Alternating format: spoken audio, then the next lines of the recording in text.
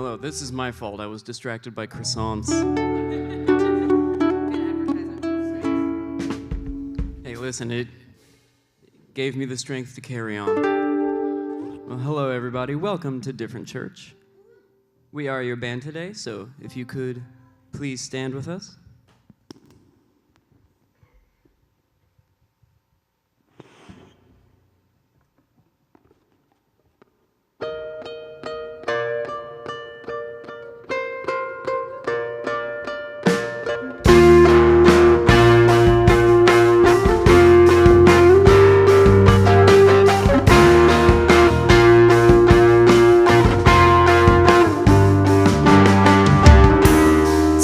Burden from my arms, take the anchors off my lungs, take me broken, make me one, break the silence and make it a song. Life is short, I wanna live it well, one life, one story. Life is short, I wanna live it well. You're the one I'm living for. Awaken on my soul. Every breath that you take is a miracle. Life is short, I wanna live it well. Wanna sing with all my heart a lifelong song. Even if some notes come out right and some come out wrong.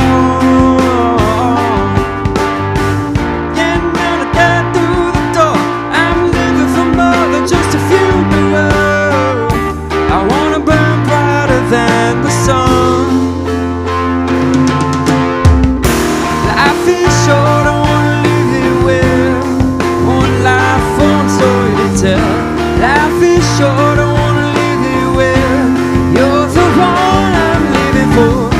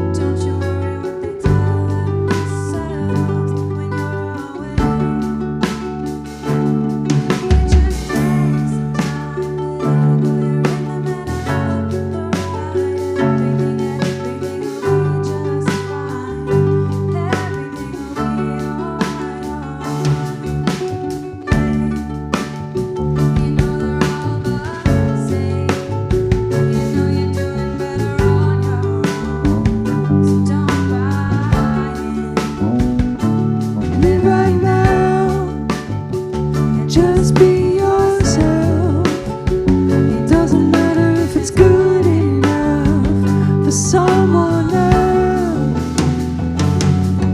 Just take some time, little girl, you're in the middle of the ride. Everything will be just fine. Everything will be alright, alright. Just take some time, little girl, you're in the middle of the ride. Everything will be just fine. Everything will be alright.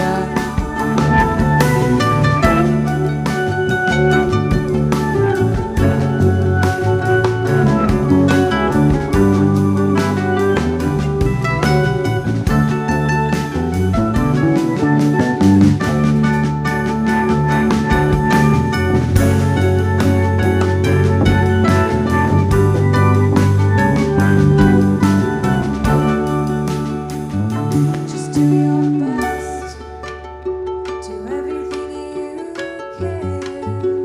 Don't you worry what their bitter hearts are gonna say. You just take some time, little girl, you're in the middle of the ride. Everything will be just fine. Everything will be alright. Just take some time, little girl, you're in the middle of the ride. Everything will be just fine. Everything will be alright. Just take some time, everything will be just fine. Everything will be alright.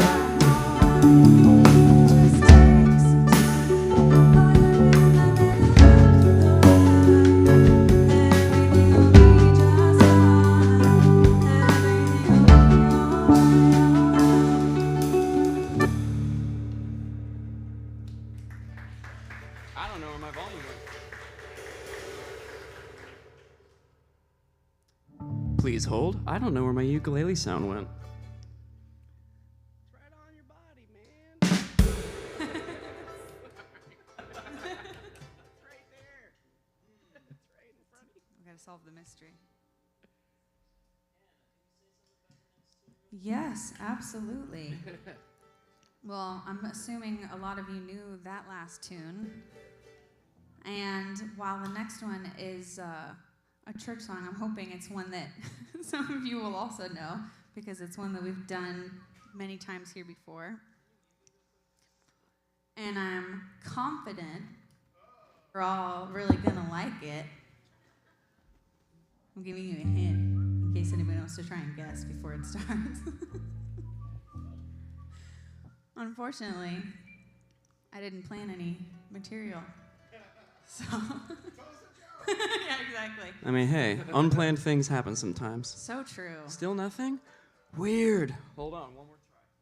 And sometimes ukuleles just disappear without any warning. Even when they're right in front of you. Even when they're right there. Even when they're right there, even when you can still see them, somehow they're gone. Is that thing 9-volt? Yes. Yeah.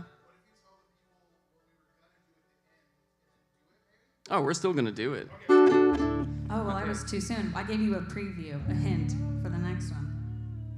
All right. So the good news is I just plugged straight in. So there's only like 6 or 7 things that it could be for me to check.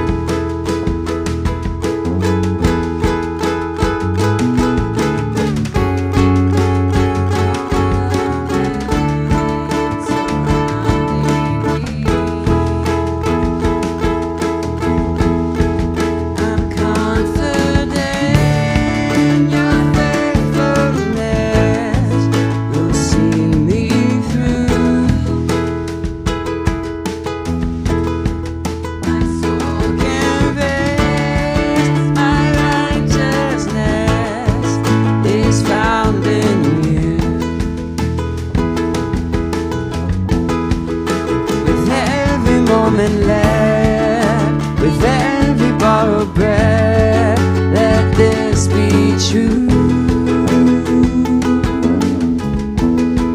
That all my heart for all my life belongs to you.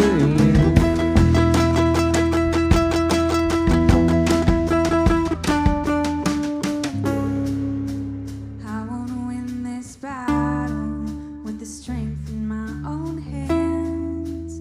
You're the mountain mover, and only you can. I won't build my life on sinking sand.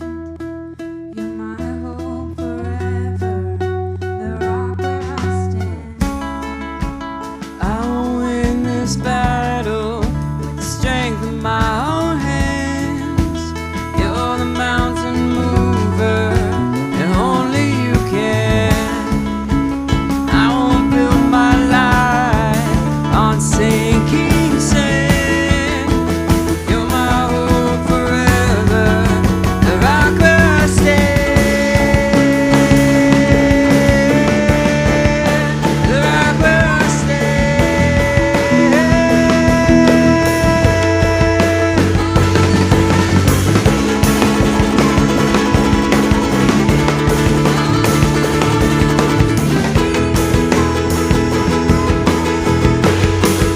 I'm confident your faithfulness will see me through. My soul can rest, my righteousness is found in you. With every moment left, every borrowed breath, let this be true. That all my heart for all my life belongs to you.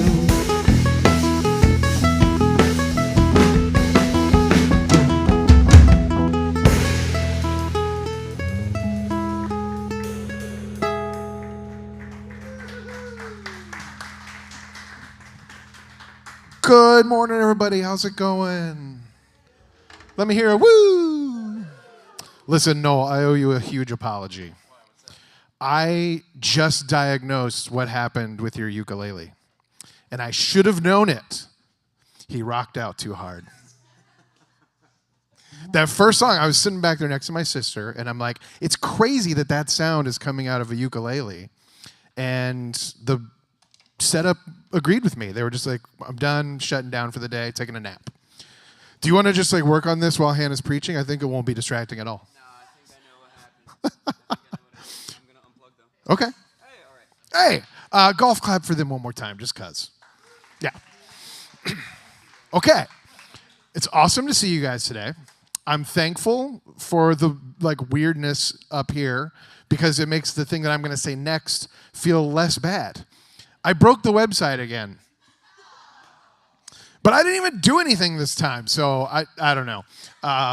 Right now is when I would be telling you to go to diff.church, which normally looks something like this. But now, hey, Chris, go to a black slide. That's what it looks like. So maybe, I don't know, visit it again later this week, and maybe it'll be working, because we'd love to hear from you. I'll chat with support and see what I did or didn't do. I bet you I just forgot to pay something. Speaking of which, you can donate to different church. We are laughing. Okay, announcements. Number one, today is the day that we go to brunch. So even though we have like the most delicious snacks in the world, shout out Jenny, and Lori, eat them, but don't fill yourself up, because we're going to go to Three Daughters afterwards and kick it, and it'll be fun. We do that the last Sunday of every month, so if you can't go today, put it on your calendar for next month. I have a cough, too. There's that. Last announcement, other than that, next week. Anybody know what next week is? Easter. So be here. It's going to be an awesome day. Sherry and I were just talking about some of the songs that we're going to do. Hannah will also be singing. I don't remember who the rest of the band is, but don't worry, Noel won't be here. It's not fair. He's not in the room. Yeah, that Hannah. Both Hannahs. Yeah, of course. Yeah, man, what a day. Okay. We could use some volunteers. Is this going to be after the service? Okay, after the service, we're going to do an Easter egg hunt. Love it. But it's a little different than a normal Easter egg hunt. We need some volunteers who are going to, I guess, like, be the eggs. Allison has this plan where we're going to, like, put eggs on people, and then the kids are going to chase them. I'm sure it's going to go great. So we'd love for you to volunteer to be a part of that. How many do you think we need, Allison? 4 or 5. Yeah, and it's right after the service. We'll just clear it out, put on the egg shirts, and then watch the kids be hilarious. Okay. Thank you for putting up with all of the insanity today. You rock. I'm sure Hannah is not going to have any issues, and I'm not going to trip over the mic. So Hannah, come on up here to the sound of thunderous applause.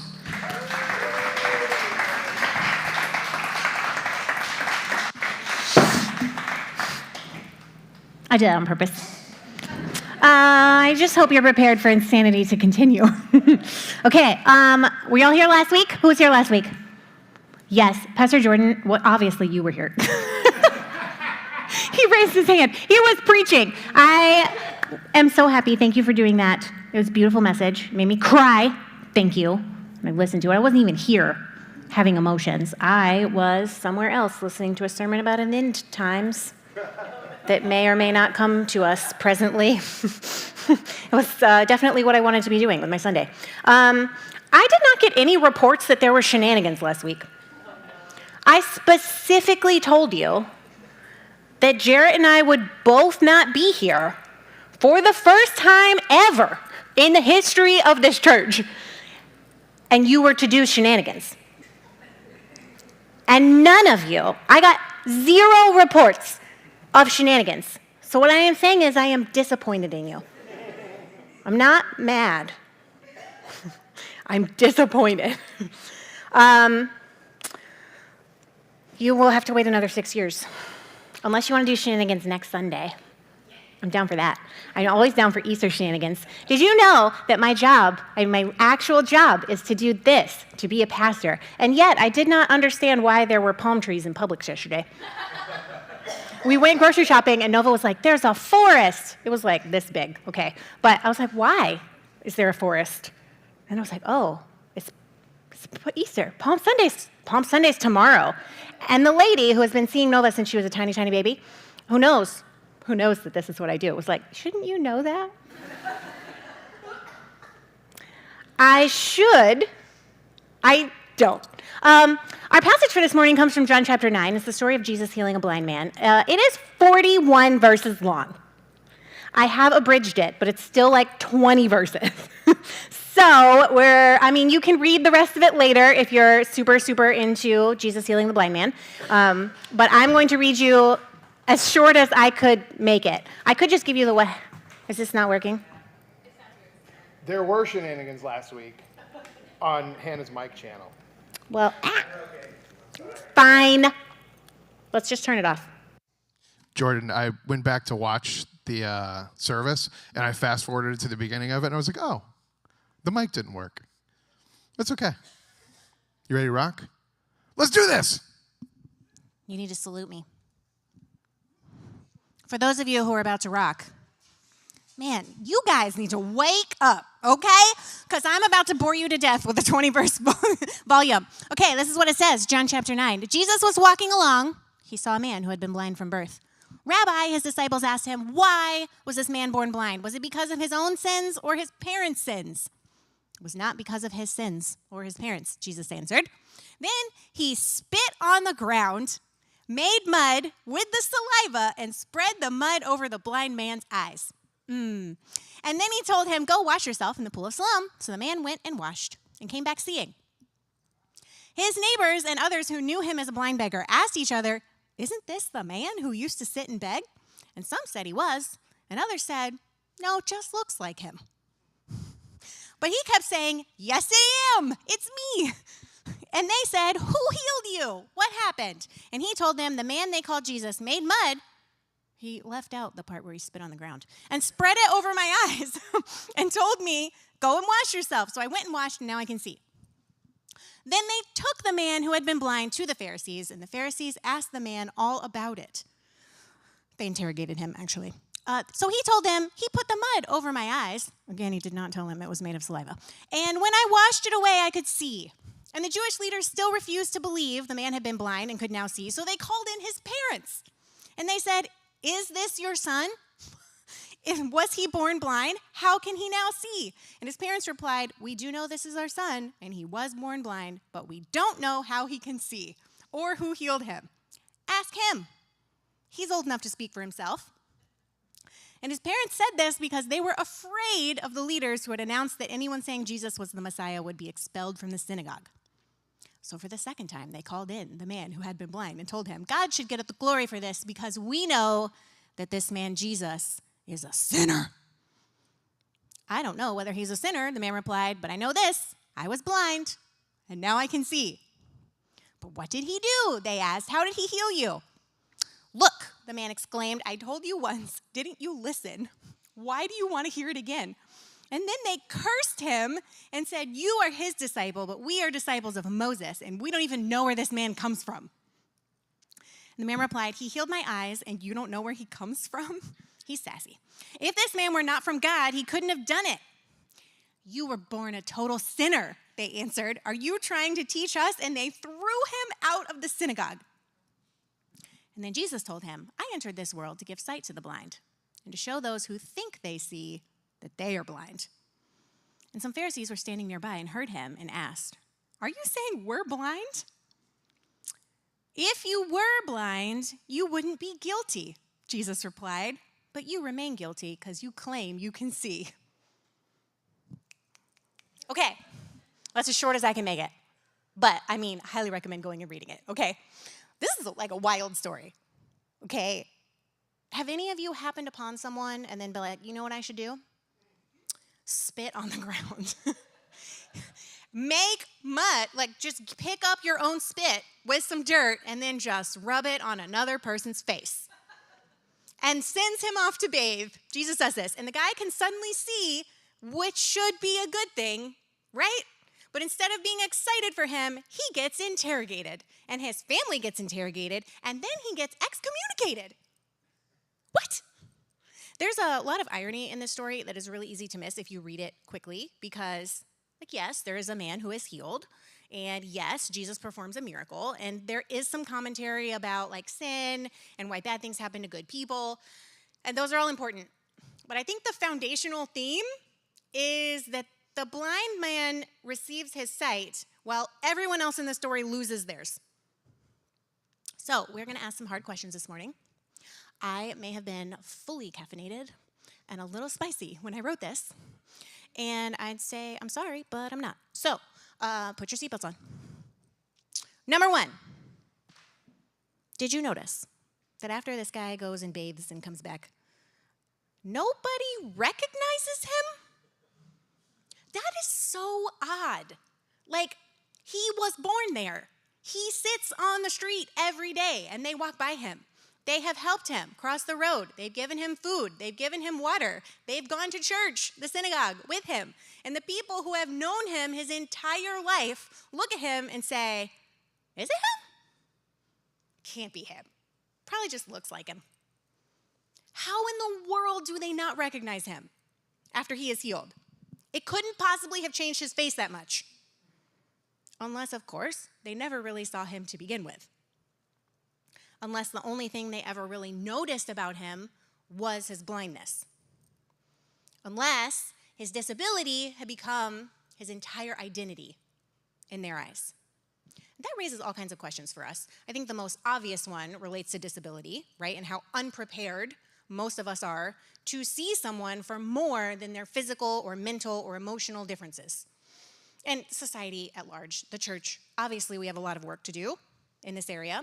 if you want to, side note, if you want to like completely rethink your idea of disability and differences and inclusion, I highly recommend Amos Young's book, The Theology of Down Syndrome.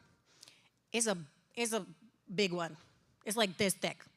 The footnotes alone are thousands of words. So don't just like pick it up. If you didn't want to read 41 verses, then this is not the book for you. But if you are a nerd, highly recommend, because the way that he presents disability and healing changes everything about how we think about people with differences, right? And I mean, we're at least further than the disciples. None of us think that just because someone was born blind, it was a punishment for sin, right? And what a weird question for the disciples to ask anyways. They want to know if the blindness was caused by his sin or his parents' sin. I'm sorry, the sin of an infant? What sin could a baby who has not yet been born possibly commit? That is absurd. But that was a prevailing belief at the time, that illness or disability or death were the direct result of someone's actions. They had to. There had to be a reason. Because if there's not a reason, if we can't point to a particular sin as the cause of this, then there's no one to blame. Then none of us are safe. Then we can't protect ourselves from tragedy or difficulty just by being good. That's terrifying. So there has to be a reason. Someone must have sinned. If it wasn't the parents, then it had to be the baby. And these are the ridiculous links that humans go to protect our false sense of security. But there's like other less obvious questions that this raises too, like, who do we fail to truly see? How many people do we reduce down to a single trait and let that one thing define them so completely that if it changed, we would no longer recognize them? I'm not talking about like physical differences. What about past mistakes? Who are the people that we reduce down to what they did that hurt us? And we can't access anything about them other than the pain. What about theology? What people have we shrunk down into only what they believe and how wrong they are? What about politics? How many people do we reduce down in our minds to one thing? The person they voted for. And then we can't see anything else about them. Oh, we do that all the time. I do it. It's human to do it. But when we do that, it is not just their vision that's limited. It's ours. Yes, we can point fingers at other people. Yes, we can point out all the specks of dust in their eyes that are preventing them from seeing clearly. Like, it's a good thing to call out injustice. It's a good thing to hold people accountable, right? But if we're not focusing twice as hard on the 4 fingers pointing back at us, on the logs that are in our own eyes, then we're not really understanding the gospel. Because defining markers are just that, markers. And as people of faith, we have to be able to look beyond that and see the God-given humanity of all people, the pain they carry, the good in their souls, their capacity for change, and our responsibility to love them even if that change does not happen in our lifetime. To help and to care for them even if their eyes are never open and they never come to see things like we do. Gross. Hate it. Second thing, the religious leaders in this narrative are desperate to control the story. The Pharisees do not want to hear or believe this man's story because it runs counter to the story they want to tell. They have already decided to hate Jesus. So they need Jesus to be a sinner. He cannot be a hero. They have to find another explanation, one that leaves them in control of all of the religious goods and services. They have to be able to keep defining sin and dispensing grace out in tiny little portions to the people that they deem acceptable. And they interrogate this guy and they don't listen to a word he says. They're only focused on controlling the narrative. Why? Because if this guy's story is true, if healing and transformation are happening outside of their control, then the entire system they've built starts to crack. They won't be able to define who is in and who is out anymore. who is sinful and who's accepted, who gets access to God and who doesn't. That's not familiar to us at all, right? This is not a struggle still happening in the church at large, is it? There's not, for example, a massive resistance still to including and affirming and celebrating queer people in the community of faith. That's not a thing. There's definitely not like knockdown, drag out fights about whether women can teach men in a church. There's definitely not people having the worst, that like online rants galore about the term deconstruction, which is literally just a person questioning what they've been taught about God and the Bible instead of submitting unquestioningly to the theological system they were handed. We can't have that. We can't challenge the ones who hold the keys to belonging because there's going to be consequences. And that's exactly what happened for this guy. Almost everybody fails the man that Jesus heals. The community refuses to see him for who he really is. The religious leaders see him as a threat, not a miracle. Even his own family will not stand up for him. And they put their own safety before his. They won't challenge the Pharisees. They won't rock the boat. They won't risk the fallout. And the Pharisees kick him out of the synagogue, essentially excommunicating him. In being healed, the blind man loses the community he has always known. That sucks so much. I think one of the reasons I was feeling particularly spicy when I was writing this is because I know so many of your stories.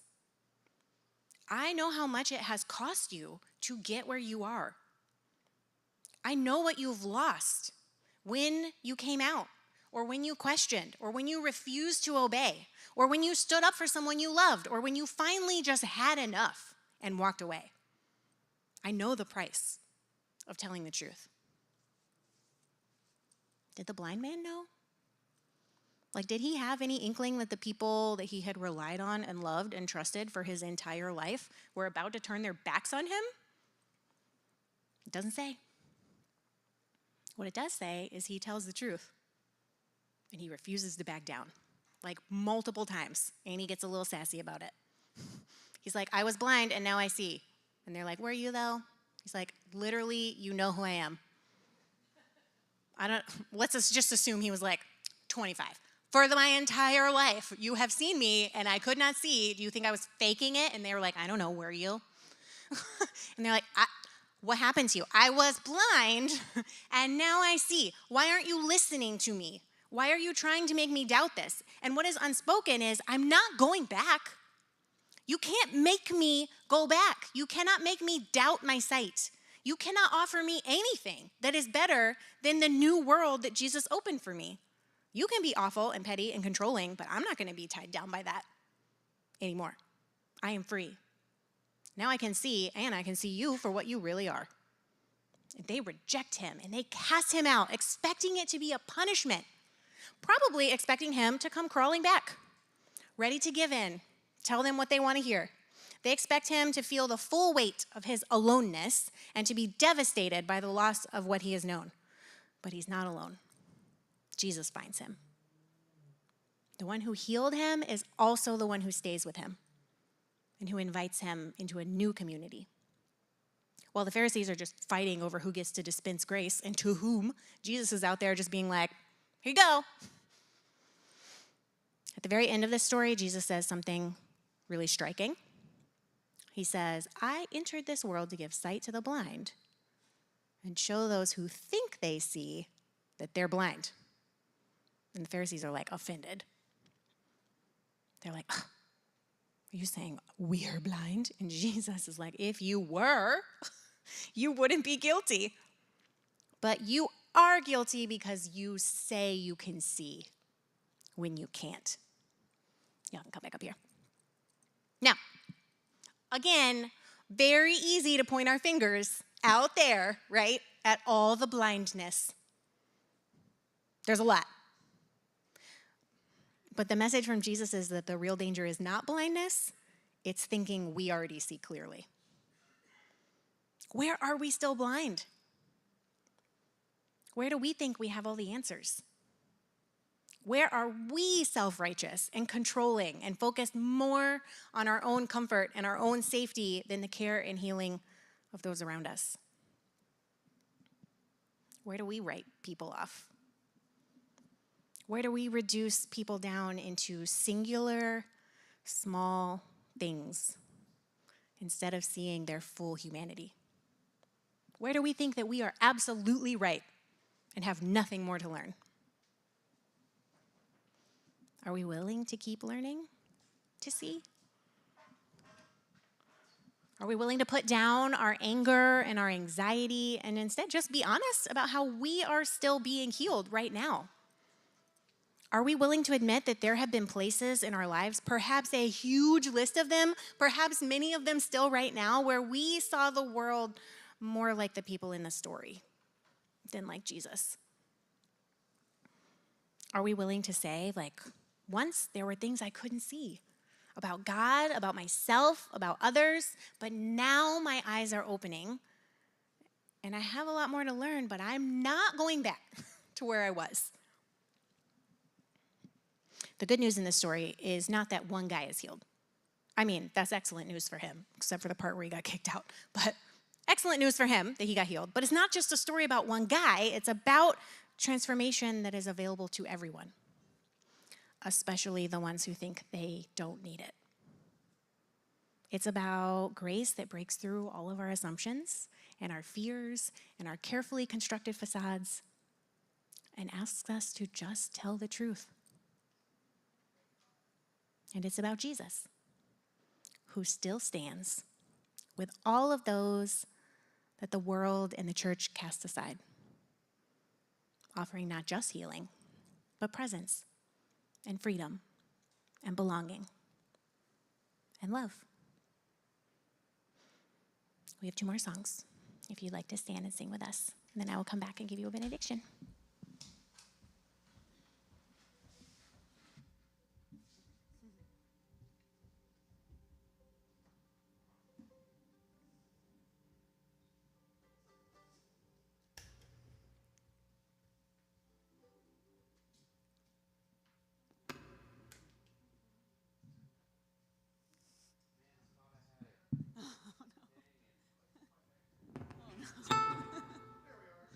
Yeah, you know what? Show must go on.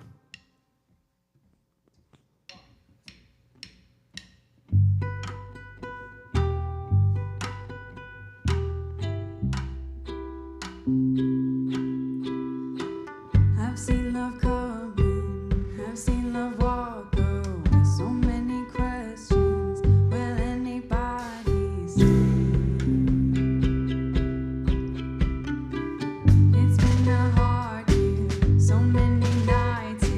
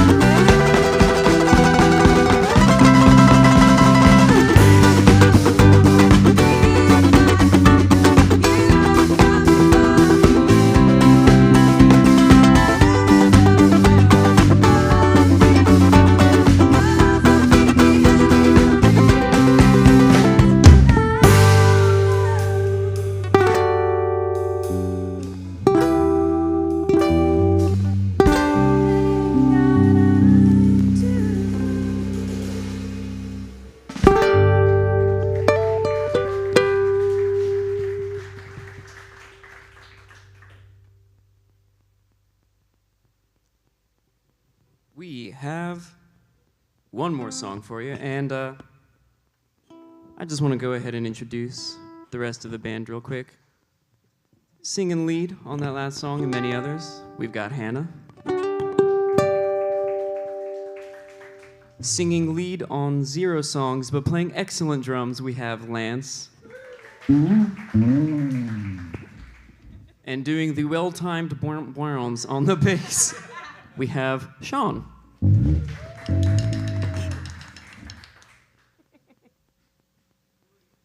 My name is Noel, and I do not know what is happening, so the only thing I can do is just try to turn all of the volumes I can up. So, sorry, Jared, if that's too loud. You might have to adjust. Yeah. Hey, how do you think I feel? This is exactly what I wanted when I woke up this morning.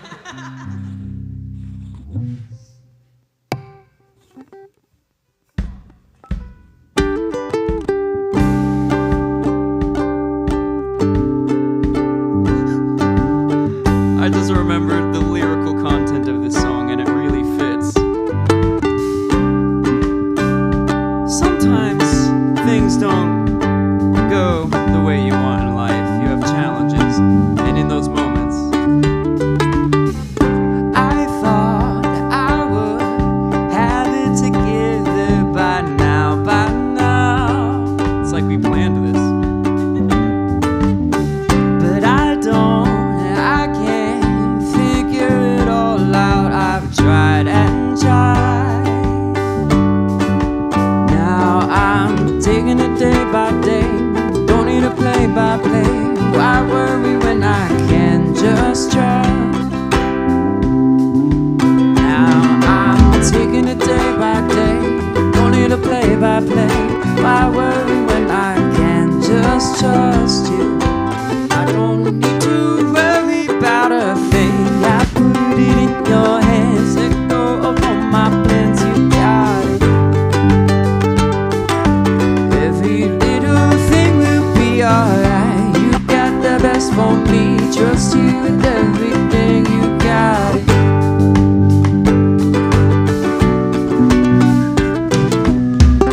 I find it hard to tell you I need you, but I'm done with that. No more heavy burdens. I lift my hands up now. God help me now. I don't need to worry about a thing. I put it in your hands. Let go of all my plans. You got it. Every little thing will be alright. You got the best for me. Trust you with everything. You got it.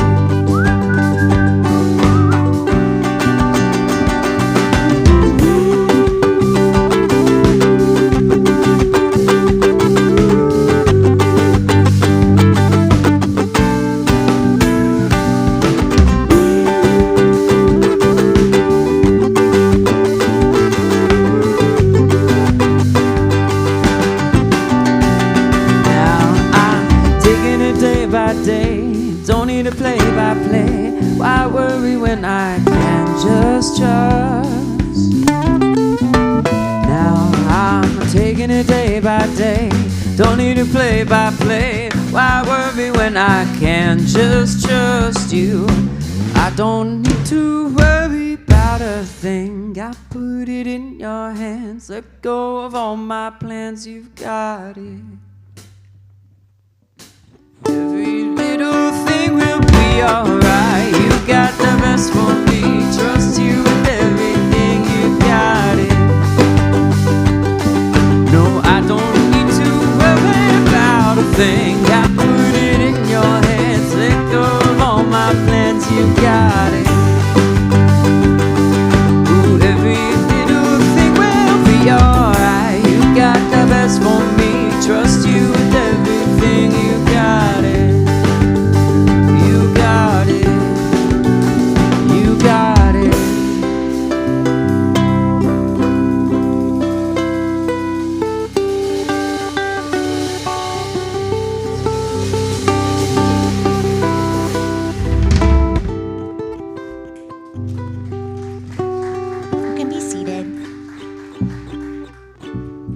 extra applause for this guy who was whistling. I tried to whistle at Josiah yesterday, and nothing came out. I was like, he was like, what are you doing? I was like, I think you're hot, babe. And he was like, thanks. Thanks for doing bad me. We're going to $3 for brunch. We're going to clean up here, then go over there. Come hang out. You'll get to hang out with me. That's not a selling point. You'll get to hang out with Nova, who is my 5-year-old, if you don't know. And she will tell you all about everything you need to do in your life and everything she does in her life. And if you're an introvert, don't worry. She'll talk to you. And also, just to put this out there, I am still feeling a little spicy today. So if you want to know my opinion about literally anything, come ask me. I'll tell you the truth. I'll tell you the truth always, but maybe with less cayenne pepper. Okay, let's pray. Loved ones, may you go out into the world not certain, but seeing a little more than before. May you feel the courage of the one who said, I was blind, but now I see, and refuse to shrink back into smaller truths. When others fail to recognize you, when they reduce you and question you and turn away, lay down your need to be right and take up the sacred work of learning to see yourself, your neighbor, even your enemies as more than a single story. And when the cost of truth feels too high, when the road feels lonely, trust that the same Jesus who heals is the one who will find you and stay with you and bring you a new place to belong. Amen. P.S. We pray for the demons in our sound system. That's how it works, right? God will totally hear that prayer and fix it by next week.